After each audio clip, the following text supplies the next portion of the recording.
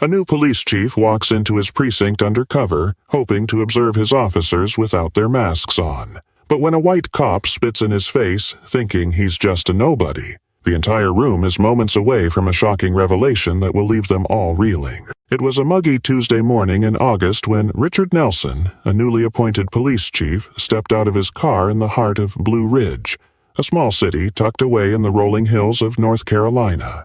Dressed in a simple plaid shirt, worn jeans, and scuffed sneakers, he didn't look the part of a man who had spent 2 decades climbing the ranks in law enforcement. That was exactly his intention. Richard believed in seeing things for what they truly were, not through the polished lens of scheduled meetings or rehearsed welcomes. As a black man stepping into a leadership role in a precinct plagued by whispers of misconduct, he wanted to observe the department unfiltered. What better way to do that than to blend in? The precinct's parking lot buzzed with officers coming and going. Richard scanned the area, noting the casual banter and occasional glances his way. No one seemed to recognize him, which was unsurprising. His appointment had been announced just days ago, and he had chosen not to publicize his arrival until the official inspection later that morning.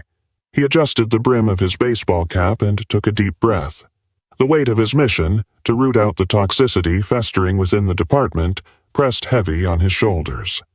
He was no stranger to resistance, but he knew this job would test him in ways he hadn't yet imagined. As he approached the building, the faint sound of laughter carried through the air. Richard stepped through the precinct's side entrance, unnoticed among the hum of casual chatter and ringing phones. The tiled floors glistened under harsh fluorescent lights, and the smell of stale coffee hung in the air. He walked slowly, observing the dynamics around him. Groups of officers huddled near desks, some swapping stories, others reviewing paperwork. No one paid him much attention, until he paused near the break room. "Hey, you!" A sharp voice cut through the noise. Richard turned to see a white officer striding toward him, a smug grin plastered on his face. His badge read Officer Daniels. Behind him, a few others leaned against the wall, watching with interest. Richard opened his mouth to speak, but Daniels didn't give him the chance. "Lost, are we? This isn't a shelter," the officer said, his tone dripping with condescension. "You need to take that mess somewhere else." Richard froze, the words landing like a punch. He wasn't sure whether to correct the man immediately or let the scene unfold further. Before he could decide, Daniels stepped closer, his voice rising for the benefit of his audience. "Didn't you hear me? Get out of here. We don't need people like you hanging around." Laughter erupted from the onlookers, and Richard clenched his jaw, his heart pounding. He tried to speak, but Daniels leaned in, his face inches away. Then, without warning, the officer spit, straight into Richard's face. Time seemed to stop. Richard's breath hitched as the warm saliva dripped down his cheek. Around him, the laughter grew louder. One officer slapped the table, doubling over in amusement, while another muttered something about showing the riffraff their place. Richard's mind raced. He could feel his pulse pounding in his ears, but he kept his composure. He reached into his pocket, pulling out a handkerchief to wipe his face, his movements slow and deliberate. "Is this how you treat everyone who walks through these doors?" he asked, his voice calm but firm. Daniels smirked. "Only the ones who don't belong here."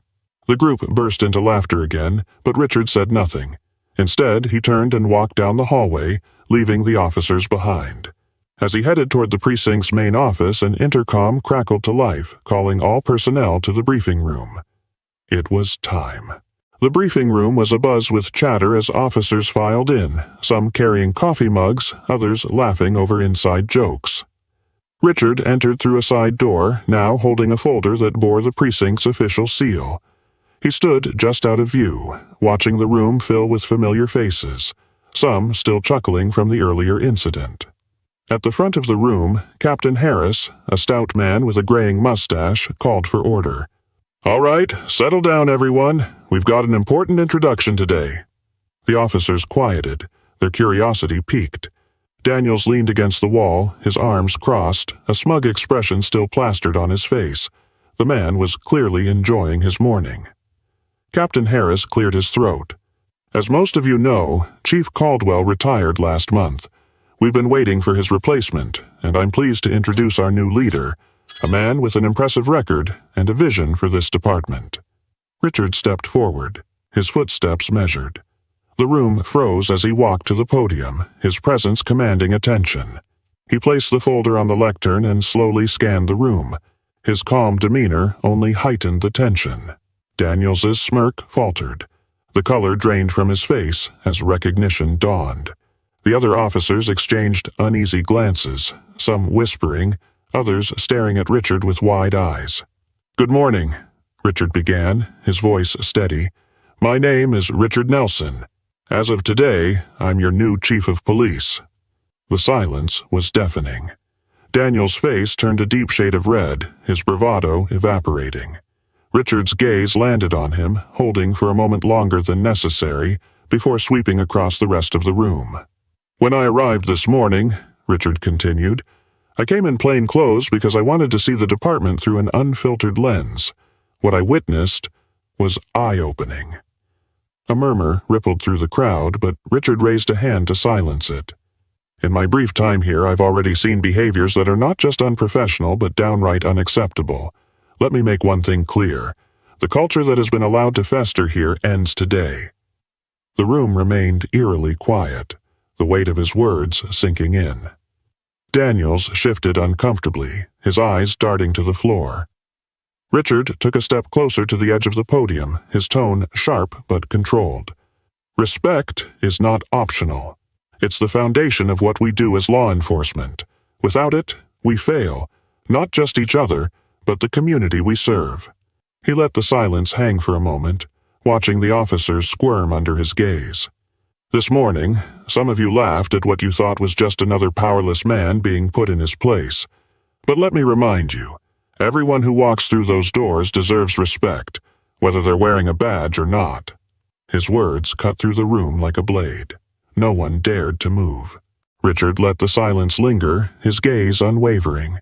The tension in the room was palpable, each officer acutely aware of the weight of his words.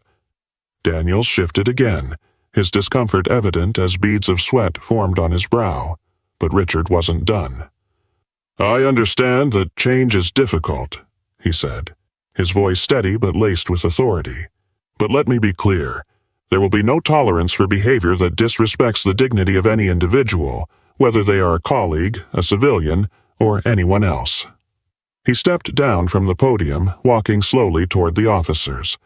His presence was commanding, yet his tone carried a controlled intensity. "Officer Daniels," Richard said, stopping just a few feet away from the man.